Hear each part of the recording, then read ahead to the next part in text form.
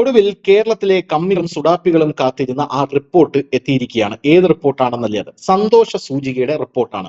നമ്മുടെ രാജ്യത്തെ ജനങ്ങൾ സന്തോഷവാന്മാരല്ല എന്നാണ് ആ റിപ്പോർട്ടിൽ പറയുന്നത്, അല്ലെങ്കിൽ സന്തോഷവതികളല്ല എന്നാണ് ആ റിപ്പോർട്ടിൽ പറയുന്നത്.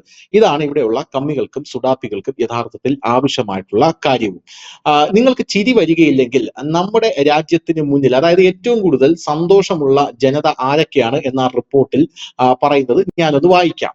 ദയവ് ചെയ്ത് ചിരിച്ച് മരിക്കരുത് എന്നൊരു അഭ്യർത്ഥന മാത്രമുണ്ട്. അതായത് നമ്മുടെ രാജ്യത്തിനേക്കാൾ മുകളിൽ സന്തോഷമുള്ള ജനത ഉള്ളത് ഒന്ന് ഉക്രൈനിലാണ്.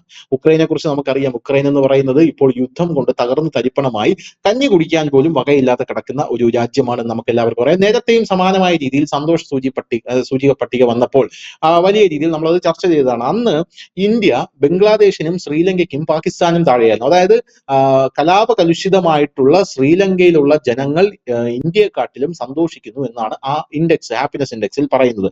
എന്നാൽ ഇപ്പോൾ ഏറ്റവും അധികം സന്തോഷിക്കുന്ന ജനതയുള്ള രാജ്യങ്ങളുടെ പട്ടികയിൽ ഇന്ത്യയുടെ സ്ഥാനം ഏറെ താഴെ എന്നാണ് ഇപ്പോൾ വന്നിരിക്കുന്ന റിപ്പോർട്ടിൽ പറയുന്നത്. വർഷം തോറും ഇങ്ങനെ ഒരു റിപ്പോർട്ട് പുറത്തു വരുന്നുണ്ട്. ഇതുപോലെ തന്നെ പട്ടിണിയുടെ റിപ്പോർട്ടും പുറത്തു വരുന്നുണ്ട്. ആ പട്ടിണിയുടെ റിപ്പോർട്ട് നമ്മൾ ചിലപ്പോൾ പരിശോധിച്ചാൽ സൊമാലിയ ആയിരിക്കും ഏറ്റവും കൂടുതൽ പട്ടിണിയില്ലാത്ത രാജ്യം എന്ന റിപ്പോർട്ടിൽ പറയുന്നത്. ഇന്ത്യ അതിനും താഴെയാകാനുള്ള ഒരു സാഹചര്യമുണ്ട്. അതൊക്കെ എടുത്തു വെച്ച് ആധികാരികമായി കേരളത്തിലെ മാപ്രകൾ ചർച്ച ചെയ്യുന്നതും നമുക്ക് കാണാം. എന്തായാലും വെളിവും വെള്ളിയാഴ്ചയും ഇല്ലാത്തത് കൊണ്ട് നമുക്ക് അതിൽ യാതൊന്നും പറയാൻ പോകാനും സാധിക്കില്ല. എന്തായാലും വർഷം തോറും പുറത്തു വരുന്ന ഹാപ്പിനെസ് റിപ്പോർട്ടിൽ ഈ വർഷം ഇന്ത്യയുടെ സ്ഥാനം ഏറെ താഴെയാണ്. പട്ടികയിൽ ഉൾപ്പെട്ട 143 രാജ്യങ്ങളിൽ ഇന്ത്യയുടെ സ്ഥാനം 118ാമതാണ് എന്നാണ് നമുക്ക് മനസ്സിലാകുന്നത്.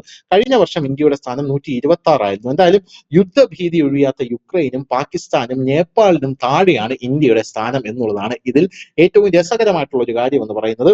മാത്രമല്ല ഇന്ത്യയുടെ വിവിധ വിഭാഗം ജനങ്ങൾക്കിടയിൽ വലിയ സന്തോഷ അസമത്വമുണ്ട് എന്നുമാണ് ഈ റിപ്പോർട്ട് അടിവരയിട്ട് പറയുന്നത്. എന്തായാലും മുൻ വർഷങ്ങളിലെ പോലെ ഇത്തവണയും ഫിൻലൻഡ് തന്നെയാണ് ലോകത്തിലെ ഏറ്റവും സന്തുഷ്ടരായിട്ടുള്ള ജനങ്ങളുള്ള രാജ്യം.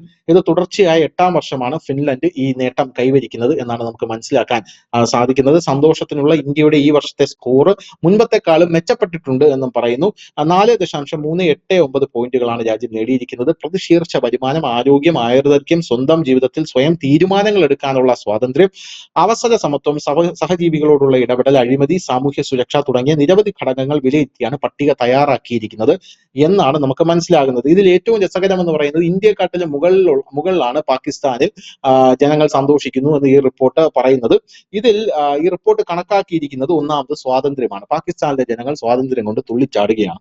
രണ്ടാമത് അവസര സമത്വം. പാകിസ്ഥാനിലെ പുരുഷനും സ്ത്രീക്കും ഒരേ സമത്വമാണ് എന്നുള്ളതാണ് പാകിസ്ഥാൻ ഇന്ത്യയെക്കാട്ടിലും ഇതിൽ മുകളിൽ കയറാനുള്ള ഒരു ഘടകം എന്ന് പറയുന്നത്. ഇനി സഹജീവികളോട് ഇടപെടലാണ് പാകിസ്ഥാനിൽ നടക്കുന്നത്. പാകിസ്ഥാനിൽ റമദാൻ ആയിട്ട് പോലും 24 മണിക്കൂറിൽ 25 ബോംബ് സ്ഫോടനങ്ങളാണ് അവിടെ പള്ളികളിൽ നടക്കുന്നത് എന്നാണ് നമുക്ക് മനസ്സിലാക്കാൻ സാധിക്കുന്നത്. ഇനി അഴിമതി പാകിസ്ഥാനിൽ തീരെയില്ല എന്നാണ് ഈ റിപ്പോർട്ട് പറയുന്നത്. ഇനി വേറൊരു പ്രധാനപ്പെട്ട കാര്യം സാമൂഹിക സുരക്ഷ എന്നുള്ളതാണ്. അതായത് പാകിസ്ഥാനിൽ സുരക്ഷ അത് വളരെ ഗംഭീരമായിട്ടാണ് നടപ്പിലാക്കുന്നത് എന്നാണ് ഇത് പറയുന്നത്. ആ പാകിസ്ഥാനിലുള്ള സുരക്ഷ പോലും ഇന്ത്യയിൽ ഇല്ല എന്നാണ് ഈ റിപ്പോർട്ട് സൂചിപ്പിക്കുന്നത്. എന്തായാലും ഭയങ്കര റിപ്പോർട്ട് എന്ന് മാത്രമേ നമുക്ക് ഇതിനെക്കുറിച്ച് പറയാനായി സാധിക്കുകയുള്ളൂ. News India Malayalam.